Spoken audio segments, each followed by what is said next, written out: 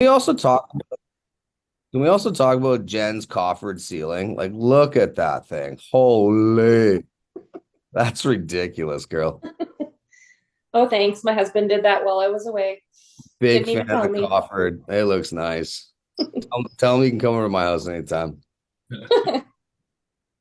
Nice. Well, that's awesome. I appreciate it. Thank you for contributing, guys, and sharing some good news. And we'll get that into the collective Facebook group so everybody can get that out to their sphere of influence this week. That's a challenge. Let's get it out. Let's share some results on that post in the group of how many requested CMAs that you got from sending that email. How's that sound? Let's do Love it. it. Let's do it. Let's stack it. Awesome, man. Great way to kick things off. Today, can you guys see my screen? $1 million follow-up is what you should see. Can you see that? Yeah. Yep. Awesome. Cool. Today, oh, that's the wrong one. There we go. Share.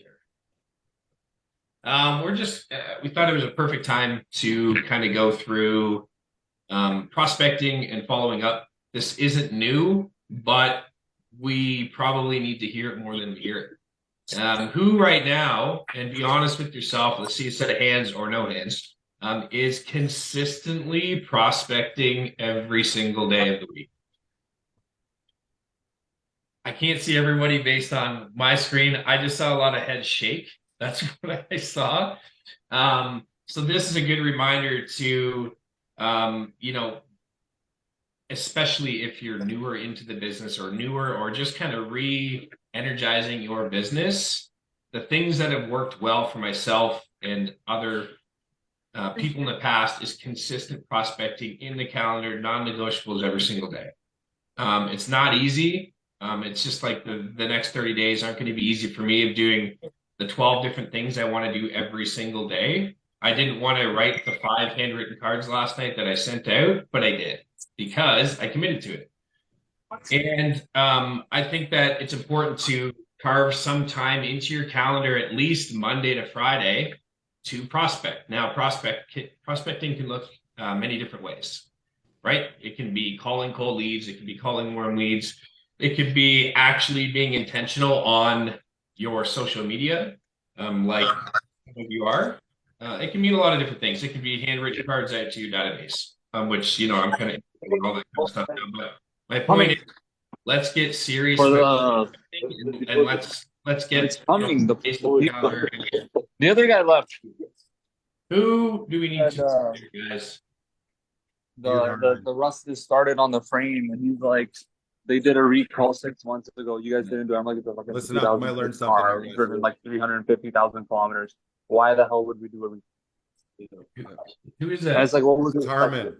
I don't know where I don't see him. Harmon, mute. Get off. Thank you. Yeah. Yeah. Okay. So anyways, as I was saying, yeah, the importance of prospecting. So Greggy's gonna jump in here. We're gonna do some role playing throughout this. This is gonna be very casual. This isn't gonna be like, hey, sit down, listen. I would love for you guys to give us some input as well too. Things that work or don't work when we go through this.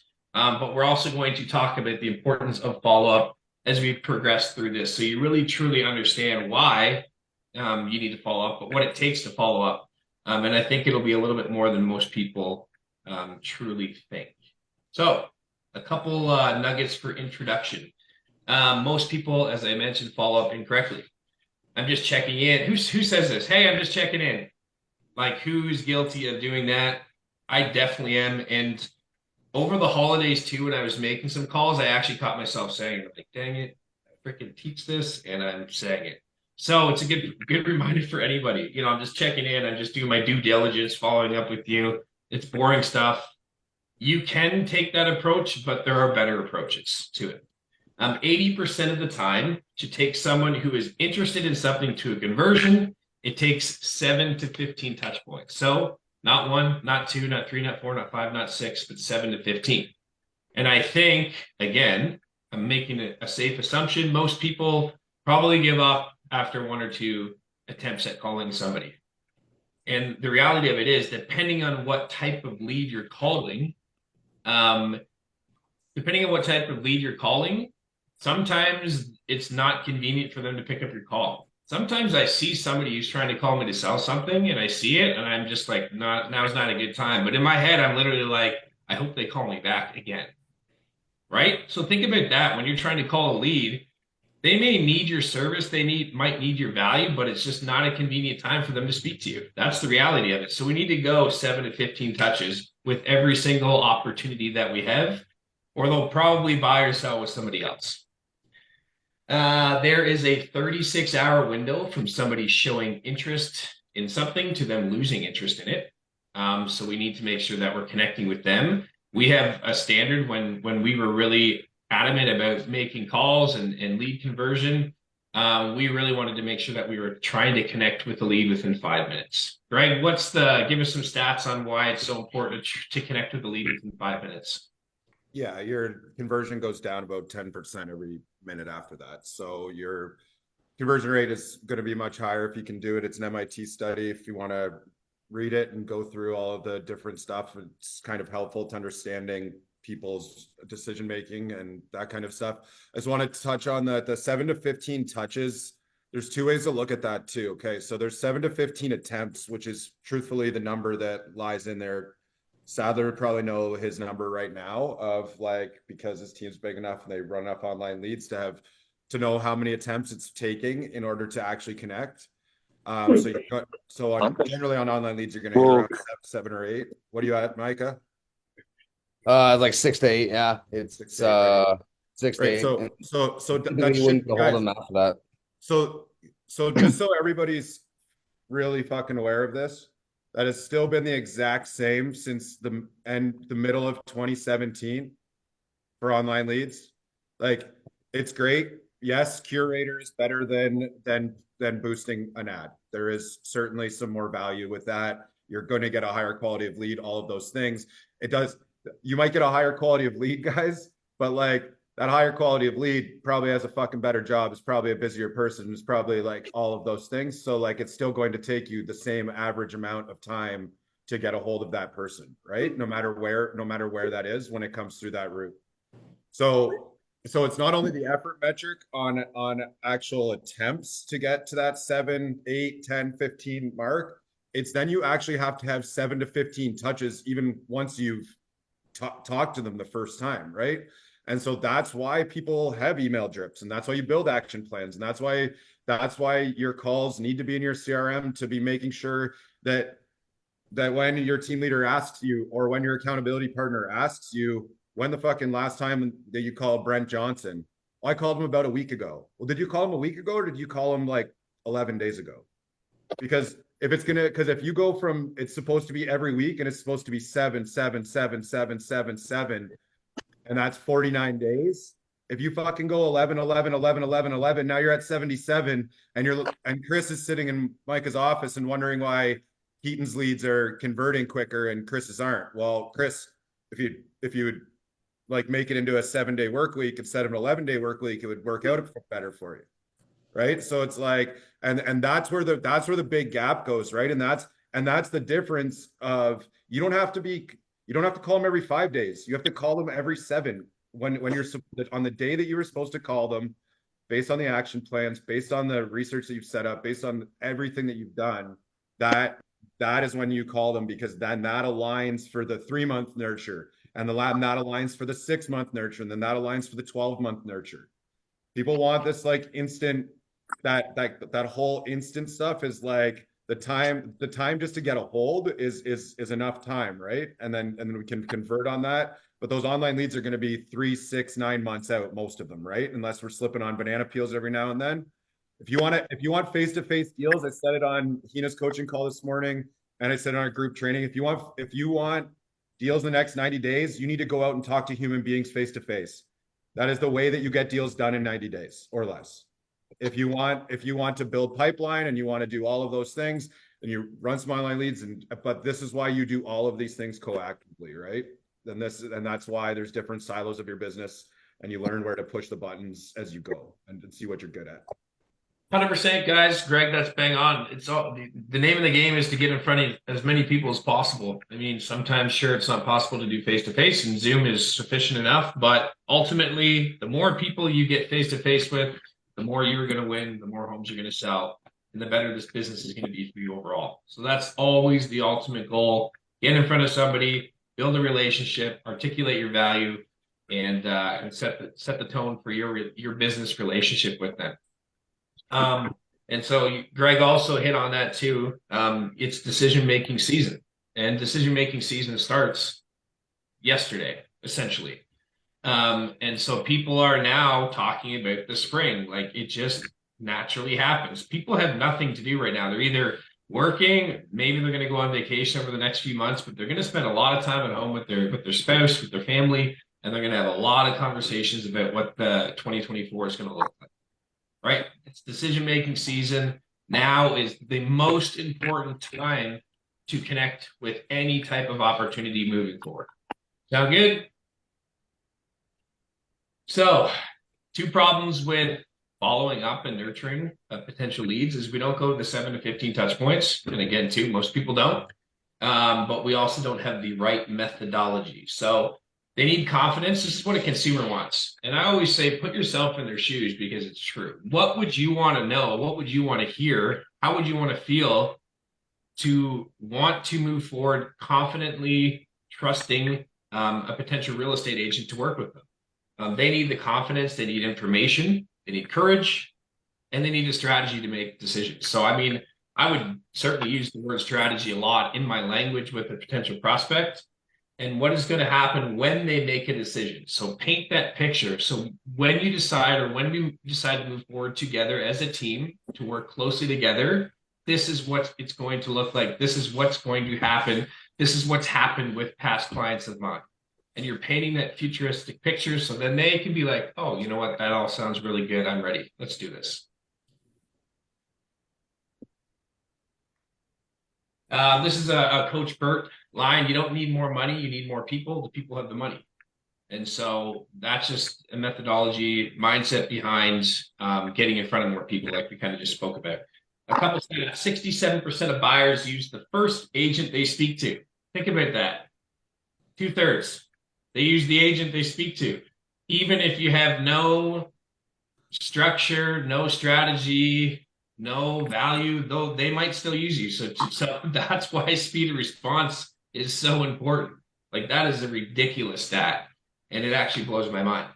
98% of agents never follow up with a client after they put them in a home. So, hey, thank you so much. We've done a deal. See you later. There's a 2% chance you'll hear from me ever again.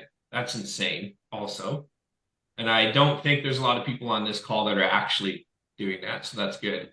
And then each transaction should actually technically be worth 5 to 7 referrals in the future. If you are treating them right throughout the entire process, you've got them proven results, and then you're following up with them and making them feel like they had the best experience they possibly could. So they become a raving fan of your business. I promise you, business that a cold online lead that you've met, even if you do a deal with them, 9.9 times out of 10, you're gonna as a real estate agent gonna enjoy the process more if it's an inbound referral from somebody you've already worked with. Like how many people love working with referrals? They basically already trust you, right? They're ready to go. They're almost a lapper, and it's usually from people that you like and have worked with in the past, so they're more so like them anyway. So the referrals are, the best possible thing that you can get in this business. I use this line all the time, and it works really, really well. And people then look and feel like you are a true professional. That's with your permission, I'm going to follow up with you like a professional, or I'm going to communicate with you like a professional. Does that sound good to you? Yes. Yes, it does. And they'll look you straight in the eye and say, yes, it does. And then that will change the tone of your relationship. I love that line. I use it all the time. I would encourage you to use that. So there is a little formula behind this. 3 steps. Initiate, so outbound action. You're going to connect with the people, and then you're going to locate a problem or a want that they have, or a need that they have. That's basically the formula for it right there. So question, what are you trying to do? That's a question that you would ask a new prospect. Hey, I noticed you're looking at properties and you kind of started 123 Main Street. Hey, let me ask you, what are you trying to do? What are you trying to accomplish in 2024? Let them talk. And then that's where your communication, most importantly, listening skills come into play, because based on their response and their answer to that, that's where you're going to find all your gold, all your information about this specific lead. And then you can tailor your response to actually help them. A lot of people get in their own way. They don't listen. They just want to talk, or they want to say the next line in the script. Well, scripts are scripts. They're good to have, guys, and they're good for structure and framework. But you don't have to word for word the script every single time you talk to a lead. Listen to what they're saying and tailor your response based on what they're actually saying. Slow it down. Don't be nervous. Don't worry about fumbling a couple words in your response, because they don't know. They don't know what the script is. I promise you that, unless they're a realtor and they're like Greg and you just call people to see what they're going to say. They won't know. So don't worry about it. Just calm it down, slow it down. Be comfortable with pauses. Pauses are good when speaking and discussing and communicating. It's all good. And then add value. So give, ask. That's the word. Give, ask. Give, ask. Every fourth time. It seems like you're ready to get started. Am I correct in that? Touch number 7. Have you seen how hard I've worked on you for this? Have you given up on our initiative? We just want to provide so much value that they can't say no, essentially. And that's in actually $100 million leads, Alex Hormozi's book that I'm reading right now. Give them so much value, they say stupid saying no to you. They feel stupid saying no to you. So we talked a little bit about not saying, hey, I'm just following up. Let's talk about some things right now today. Say we're going to go hit the phones right after this call. I'd love to have your input, and I hope some of you actually do go hit the phones. So we go hit the phones and we make a call to an online lead or somebody from the book of business. What are some things right now today that we could say, rather than just say, hey, certainly you can make small talk, how are the holidays? There is a reason for my call, and the reason is, what can we say? Let's help each other out. I think that right now I'll kick things off just spitballing it. It's January 3rd. People are probably curious how 2023 ended up year over year compared to other years. That's a very simple thing. Hey, I think you might find this valuable. I looked at the stats now that we're into 2024. I looked at the stats from 2023, and you know what? It actually didn't turn out too bad. When comparing it to 2022, 21, 20, this is what happened. And you're just providing value. I think people would find a lot of value in that, because they're probably curious how 2023 ended up. That's one thing that we could do. What else could we say? But doing that, like, and just not doing it generically and emailing your whole database and be like, oh, by the way, Waterloo region went up 3.9%, just letting you know. So no, like, take that next step, right? And like, make sure that you're going into their neighborhood and be like, specifically, it's specific, because like when they feel it is specific to them, that hits way bigger on that dopamine scale, right?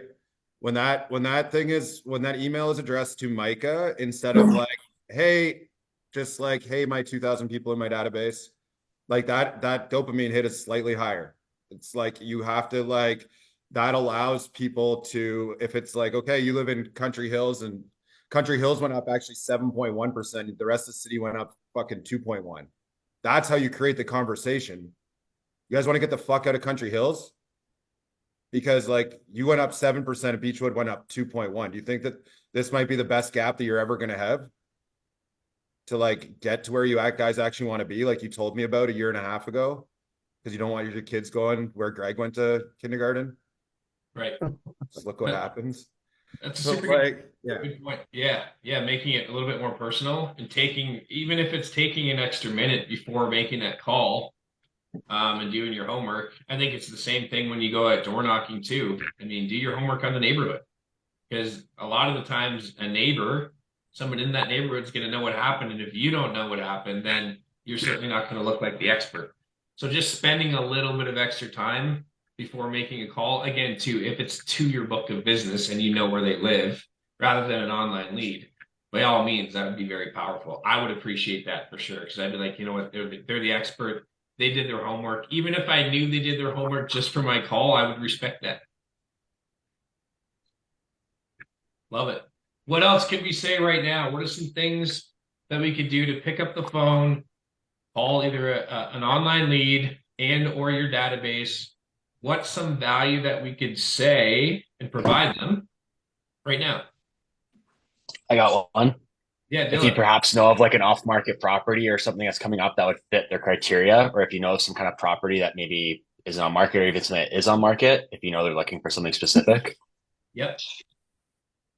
Absolutely. Any of your investors, hey, we got a developer days coming up. You might want to grab a ticket and come on out. 100%, man. And I mean, I was hoping someone was going to say that.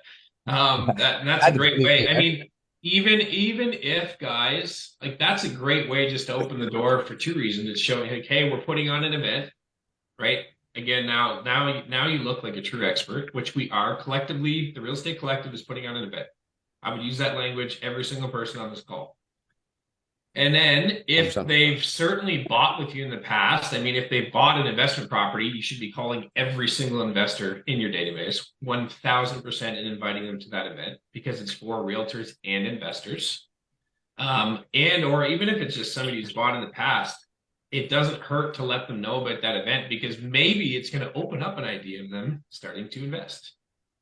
Well, the other thing is it opens up a discussion. Exists Yeah, it opens up discussion too, like about their portfolio.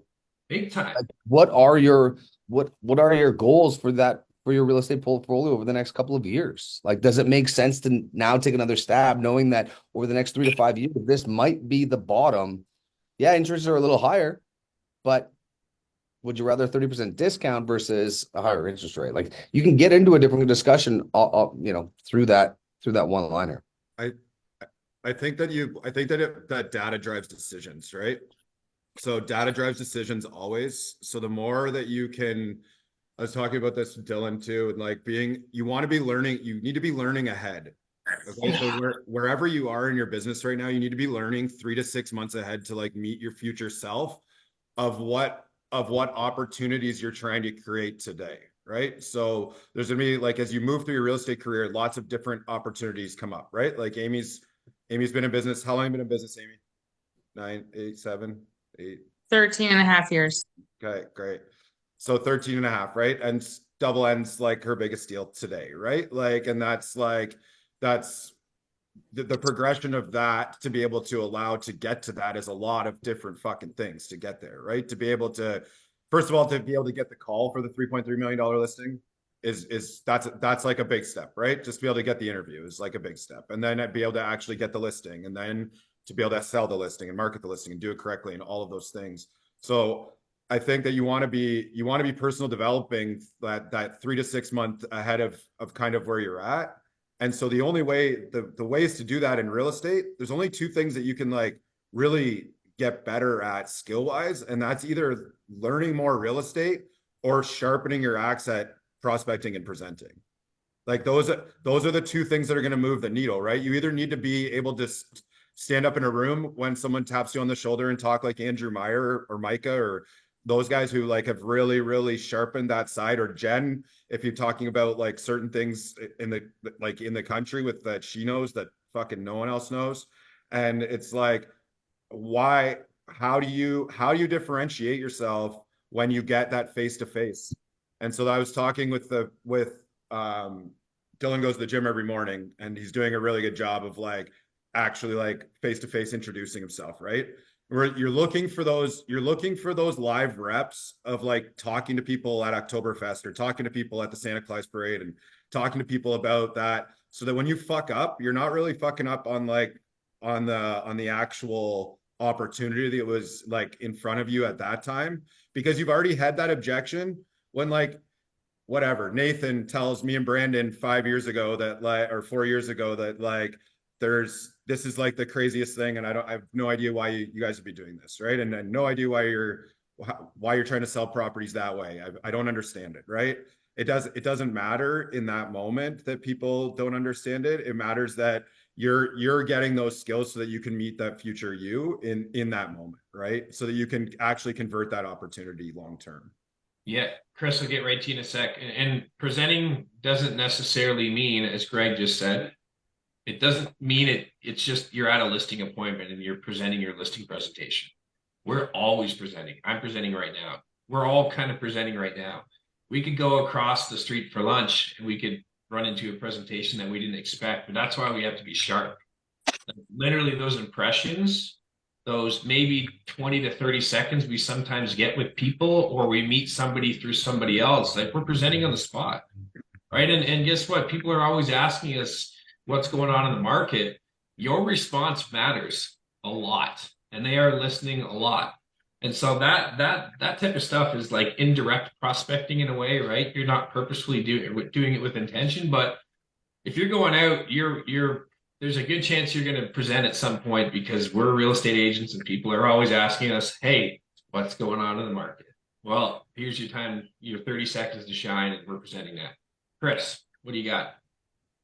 Yeah, I was just gonna say, like, right now is probably the easiest time to probably reach out to, well, SOI is probably the easiest, but just to say, like, Happy New Year, how was Christmas, how are the kids doing, whatever the case might be. But and then organically might segue into real estate, but not maybe pressuring that conversation.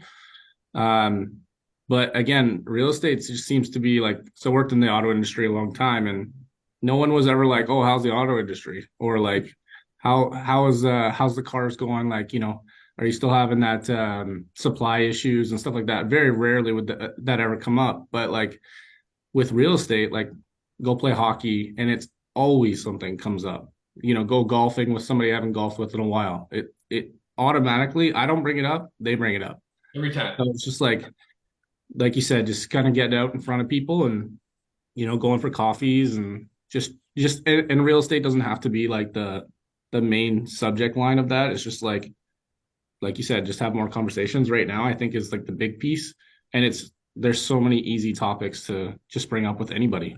And when you're in those conversations, right, it's like that's the time for you to ask like good questions to them. Because like those are like when you're like buddies on a golf course and you haven't like seen them in 2 years and like you're gonna golf with them because your other buddy brought them, perfect, right? Like, but like when you're doing that, like the odds of him needing something right now are probably not there, right? Like all you're doing when you're having those conversations is just like laying framework so that the next one, like, and you kind of paused, you're like, maybe it segues into real estate, maybe not, right? And like, and yeah, maybe it segues into real estate 5 conversations from now, or 15 text messages from now, or when something happens and they need you, right? So like, yeah, it's all just brickwork. That's all. Yeah, and if you like utilize it as like almost like open houses, like your probably percentage of selling that house is like 1%, but you're gonna get other leads. It's more or less like if you're gonna have that conversation with somebody you haven't seen in 2 years, it might not even be them that they might be looking, but because of your answers and like Brandon said, you're sharpening your tools, and you know the industry, and you sound like, you know, obviously all your questions made sense. It might be them talking to somebody 2 days later and saying, oh, you know, I might put my house up for sale or something like that. And it's like, oh my God, I just talked to this guy on the golf course. He really knew what he was talking about, or she knew what she was talking about. And you might get a lead through that way. So 100%, man. That's awesome. Oh, let me get a skip one. So there's some stuff that I always make sure I touch on when I'm following up with leads or cold calling or talking to anybody on the phone. Obviously, we're all trying to figure out whether or not they're looking to make a move in the next 3 months. Ideally, that's a yes. Most of the time, it's not. So when we get to that point of the conversation where they've straight out told me that they're not going to be doing anything for some time, I say, okay, great. Would you be open to receiving our monthly newsletter, home equity report? I often get yeses, and then I follow it up one more time with, what's your social media platform? Do you like Facebook, Instagram? What are you frequently on? And most of the time, especially if they're older, they say, I don't post much. And I say, I don't mind. I'd like to just follow you, and you can follow my journey as well. I post a ton of educational content. So that's usually a good way to keep us in touch outside of our CRM system. And it also saves me from having to, I'm still doing my follow-ups, but I know just through posting, if they are following me, they're still going to see me. So this is an extra touch point that we're sort of layering in. Love that. Love that. All right. So, objections, Greg. So to have an opposing thought is an objection. So we're going to listen, we're going to agree, we're going to isolate, validate, and then challenge the premise. So I understand. So I understand clearly this is the reason you would not want to move forward with this, correct? Yes. Is there any other reason outside of this one thing? So now we're isolating that would keep us from moving forward. And I can understand 100% why you're thinking this way. Would you be open to thinking about it this way? Obviously, you're not going to say word for word, but that's just the structure of an objection. So, Greg, why don't we do some quick role playing here, and we'll do some like objection handling on the spot if you're up for it. So if you want to be the realtor, you're giving me a call, and we'll just run through some stuff. Okay, online lead. Sure. Yeah. Online lead just signed up. That's all I know. Brandon. Cool. Yeah. Looking at some homes and then we'll take it from there. Okay. I- Ring. Hello. Hi, this is Brandon. Yeah, this is Brandon. Hey, Brandon, this is Greg calling from Milltown Property Group. The reason I'm calling you, recently been looking at some properties in Listowel, and I was curious, Brandon, is it just Listowel you're interested in, or are there other areas as well? To be honest, sorry, yeah, I don't think we're really looking. I might have clicked on something earlier today just to look at some properties, but I'm actually not really looking. Oh, that's great. I honestly like people who get a little bit ahead of the process. That's actually kind of what I'm calling about. So what I'm calling about is our Buyer Advantage program. So Brandon, if I know the areas that you're eventually going to be looking in, so if it is Listowel, if there's other areas kind of around it, anything like that, what I can do is I can actually get you set up on an instant access priority search. So that not only properties that meet your criteria, but the ones that also exceed it will hit your email. You don't have to be looking on public facing websites or anything like that. So when the time does come and you do start looking for a home, that you just have one place to go. Would that be useful to you? Yeah, it definitely would be. So I'll stop it there. That's just really good. And I just wanted to run through some basic stuff because I mean, I think a lot of people would kind of give up when they said, "Oh, we're not really looking." Most cases, we're certainly see how Greg listened, and I basically said like I wasn't ready, and he tied that back into his response. That's exactly how you handle an objection, right? We want to agree, isolate, validate, and but most importantly, listen. So his response there, I've heard 1,000 different times, 1,000 different ways, right? As we spoke about earlier, it doesn't have to be word for word what's in the script. And as soon as you really understand that, the easier it'll be to get by that and the less nervous you're going to be. And you're just really listening to what they say. Most of the time, if I'm searching for a home, it's probably on purpose. Sure, sometimes I might see that fancy $4 million home and I just want to look at it. But a lot of the time I'm on there for a reason. And sure, I might not want to buy tomorrow, but I'm thinking, it's January 3rd. Maybe I want to make a move in 2024. Maybe I should start educating myself on what home values are out there. And so now his response to my no was providing me with an actual Buyer Advantage program, an advantage of working with Greg DeMalinaire. And then he's articulating his value as to why it could be beneficial to work with him. So, yeah, sure, it's easy for Greg. He's done it literally 1,000 times, but it's just really, I just wanted to role play through a couple of those. So thanks, Greg. And I think like that whole thing is like that track of a script, guys, is like, yeah, that basis is there. And sure, like if Chris knows the script, so if he was like looking at it, I probably said 82% of the words in order correctly there. But like besides like Chris and like some other people that like really know it, like that's not, it doesn't matter, right? It was the 18% of me tying it back to Brandon was the only fucking thing that he was listening to, right? Like that's the only part that Brandon was like, oh shit, okay, great. He heard that I don't need to buy today. Yeah. And that's what brings Brandon's level of objection down. That's what brings his like state down. And that's what allows him to have, instead of having a 15 to 17 second conversation, to maybe hopefully keep him on the phone for 3.5 to 5 minutes, right? And still be bright and be gone. It's like for those people, generally that is what we're trying to do, right? We want to, okay, great. When can we get together to do that? Why do we need to get together? So that I can save you time. Like, and as soon as like that objection comes up each time, right? Then you start to get better at it and better at it and better at it, because then I can shape my words, and then I can use my scarcity, and then I can use tonality to go up so that Spencer knows that I'm actually paying attention to him, right?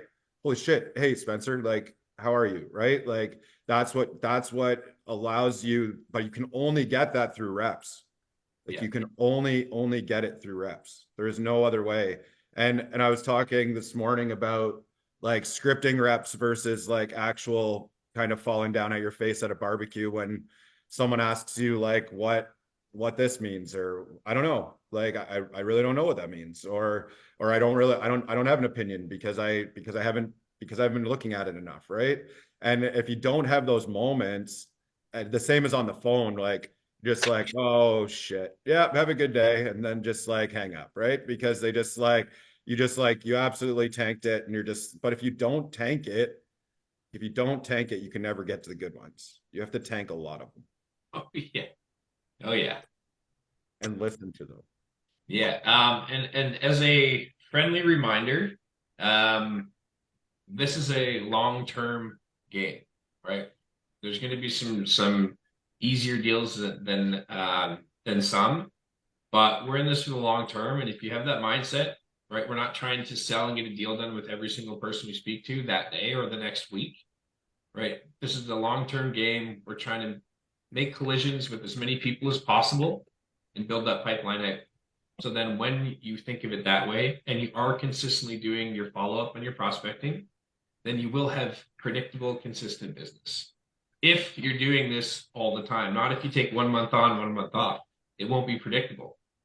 Unless you have a crazy book of business and people are just calling you from being in the business for 5 or 10 or 15 years. It just won't happen. So you have to be very consistent with this stuff. All right, 5 types of salespeople. Number 1, relationship builder. They don't push back. They don't become an expert. That's about 7 to 11%. Reactive problem solver. Wait for something to happen and really good at solving that problem.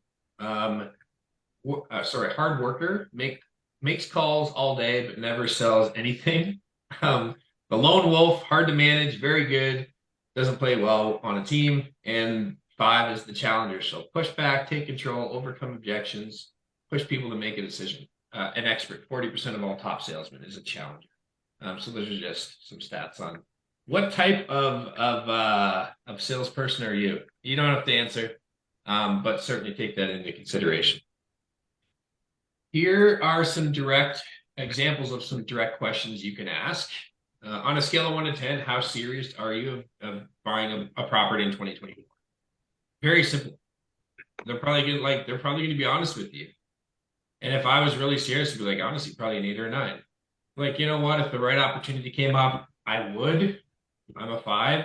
Or I really don't need to move this year unless something crazy happens. So I'm a 1 or a 2. That's a really good question to ask. And it's very non-threatening. And I don't think anybody would take any offense to you asking it at all. I would definitely use that one. I would challenge you to use that one for sure. And like, honestly, you can pair that like with like, I just want to know how good of opportunities you want sent to you. Yeah, that's really good. Very good. Cool. It seems like you want to do this. What would stop us from doing this right now? Because in my mind, I've already started working for you. Some good, like just little sales nuggets to move the ball down the field. Have you seen enough to make any decisions yet? We lose 10% of the momentum every day that we don't act. I mean, that's a little bit more aggressive one. That's definitely a Coach Burt one. I would use that cautiously. But certainly with your permission, I'm going to go to work for you today. Again, putting myself in the shoes of somebody on the other side, I would want somebody with confidence, and I would want them to tell me, hey, listen, I think that we could work well together. I know exactly what you're looking for. If it's okay with you, I'm going to start going to work for you today. Right? Direct and confident. So I love all those. That's very close to Brandon's close at his listing appointment, what he just said. Like, honestly, that is pretty close to it. Like, of like just a moment before he's like quiet, and that's what, and if you ever get to see him present, or we will, that is what allows people to make his confidence allows people to make that decision quickly. Yeah, and not everybody's. We know that everybody we speak to and get in front of, everybody's different. But most of the time, people still want somebody to take control. Like they're hiring you for a reason. They want you to show confidence. They want you to take control. They don't want you to be controlling. They want you to take control of the process though and be that expert. So I think I've always had good experience with that stuff. With your permission, I'm going to follow up with like a pro. This will increase your conversion rate in the future. So we kind of chatted about that already. Conviction is a deep-seated belief. We got 10 minutes left. Okay, we're okay. Conviction is a deep-seated belief in something. So initiating conversations with people who have indicated interest in buying or selling, outbound effort, text, phone call, video, email, conversation on social media, connecting with as many people as we can in a day. No wasted movement in real estate, and locate a problem or a desire. What are you trying to do? And invite people to take action. This is to keep them moving. Time kills all deals. Keep momentum going. And that's why, making sure we're getting those touch points in the time allotted that we're supposed to keep that momentum going. Who did I speak to about, what was that? Momentum. Sorry, it'll come to me. We just spoke about this yesterday. Just making sure that we're keeping that momentum moving forward with every opportunity right now. Because that's a lot of the time, that's what people need. You need that momentum. As soon as it stops, they lose interest, they lose confidence, and they forget why they started doing what they're doing in the first place. Okay, 35, 45 high value activities every day. So there's red zone people who are close to making a decision. Obviously, I think red zone people, we should be, how I have it set up in my CRM with red zone people. I'm connecting with them every 3 days, making sure every 3 days. It could be different for you and how you have things set up. But if somebody is out there very hot and they really want to buy a home, or they're really on the verge of getting their home up for sale, I'm definitely communicating with them at the very least every 3 days. You want to talk to top 25 people who are advocates. So, I mean, even Greg, as an example, we have a lot of people in our database now. We want to do the pumpkins and stuff every year. And I just said, it's not possible to do this. There's too many people. And Greg said, well, I still want to do it with my top 25 people. That's a great idea, because those are advocates. Those are your top sphere of influence contacts. And those are the people that you want to keep.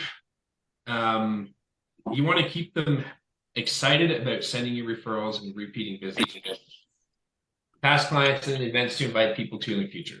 As an example, I would consider doing something like this in the future, but Greg and I sat down 2 or 3 weeks ago and created an entire event calendar for the year. We wanted to start really taking that seriously again. We let our foot off the gas a bit in 2023. We want to get consistent with it. So we have created a full calendar of events and giveaways for all of 2024 for 2 reasons. 1, so then that keeps us accountable to doing it. And 2, so we can actually showcase to our entire book of business what we're doing for the entire year. So they get to look, and they can choose to join us for everything, join us for nothing. But at least they get to see the entire year full of events that are going to be coming up for them to join. Is anybody doing anything like that? Is anybody starting to plan events for 2024? Yeah, we do that too. And Cool. then because people ask you for money all the time, then maybe I can look at that next year. It makes it easier to say no. Maybe I can add that to my list next year, because you can't say yes to everything, guys. Yeah, get hit up for a lot of money this year too. That's a great call. Good. I didn't even think about it from that point of view. Nice. Cool. I think this is okay, we got 2 left. Awesome, right on time. So closing at the sale, just some opportunities here. I can't help you until you commit. And once you commit, I'm not gonna let you fail. That's again too. These are very Coach Burt stuff, so it's really, used to your. It seems like, it sounds like, it feels like you're stuck just on one thing. It seems like this is perfect for you, Am I right about that? And it seems like you love this. What would stop us from drawing up an offer right now or moving forward on this today? So just some sales tactics to move people closer to taking action, which is good. I'll actually post this into the Facebook group, so I think it's a slide worth having. So questions from today. I'm just going to stop sharing this. Go. What who has some questions about prospecting? Anything that we kind of covered today, or anything you want to add in that you could share that would add value to all of us on the call? First of all, who's fired up about prospecting? I'm going to go and I'm going to send that email out. And certainly, I think that what I was going to say earlier, Micah, so you've now got a handful of people that have put up their hand and requested home evaluation because of the equity email that you sent. I think those are probably people in the red zone that would potentially want to come to Developer Day, because those are the options. Hey, you've got this much equity in your home. That might direct them to wanting to buy and sell over here. Or you have this much equity in your home that might want them to start, adding or starting their investment portfolio because they have equity and they can pull it. And the other segue to that is like having, like, if you can collect 3 or 4 of them, like do a group investor night at someone's office. Like bring 3 or 4 of them together who you're like, hey, you're all like looking for your first investment. Everyone's around the same age. Like I'm going to give you all the information at the same time. And that's what allows you to like build that out and run first time home buyer seminar. Like all of those things are possibilities then for you. Right. Yeah. And I think when you start looking at this campaign holistically, like if we're going to send it out, there's a 3-part series to this campaign. Sending out emails one thing, but we have the tools to be able to look at who opened it, who clicked on it, who responded, right? Well, the responses obviously are going to get something from me. The people that opened it and didn't respond, they're getting a call. That is a warm prospecting call. They're already in our CRM. They're already in our database. They're already part of our portfolio. So for us to just send out an email, it's not good enough. So email marketing works, but it's what's the activity that's coincided with it. And that needs to be that call. Hey, I saw that you opened the email. Obviously, it's of interest to you. I've proactively already set this up for you. Do you mind if I email to you? There's your item of value. Love it. Thank you for sharing that. That's good. That's good stuff. Anybody else have anything to share or questions to ask before we end today's value pack call to kick off 2024? What's Have that fun big with smile, it. Greg? What's What do you that? got? What's that big smile? Do you have something for us? I was just laughing at you, Micah. It's doing great. Well, Okay. honestly, nobody likes prospecting. Create a game out of it. Have fun with it. I mean, here's the thing. And I'm going to tell you, fuck off. Because that's what people are going to tell you. Was it that harsh? Are you that mad about it? No. On to the next call. You should actually thank them, because every 100 calls you make is 10 grand. So every person you talk to is $100. If they tell you to go fuck yourself, thanks. You should thank them. You just made me $100. So I probably just ruined the recording, but it is what it is. Greg said F the F word like 14,000. So But it is. Who cares? Let it I roll. chopped that down by like 70%. that was a new record, Greg. Thank you. Yeah, lastly, I was sitting here yesterday, prospecting for agents, just inviting to the event. And I got like a really surprisingly just like, no, I'm not coming. And I was like, wow. I hung up and I was like, what did I say, Dylan? What did I say, Greg? He's like, boom, one no closer to a yes. That's what I said, right? Yeah. I felt good. I was like, that was awesome. We got it out of the way and we moved on. So as Micah said, just, don't be afraid to get that. Hopefully you get that F off right away and realize it's really not that bad. So happy prospecting, everybody. I'll respect your time. Thank you for jumping on this week. It's going to be a really, really, really good year. I'm excited for it. I'm excited for everybody on this call because you're taking your business seriously. So let's have some fun. Let's sell some homes. And as always, if you need anything, please let us know. This recording is going to go into the collective Facebook group, and we'll put some nuggets in there, and we'll make sure to get Micah's email script in there as well too. Okay. See you guys. Appreciate all of you. Have a good day. Bye. Aye. Bye, thanks, guys. Yeah. Thanks, everyone.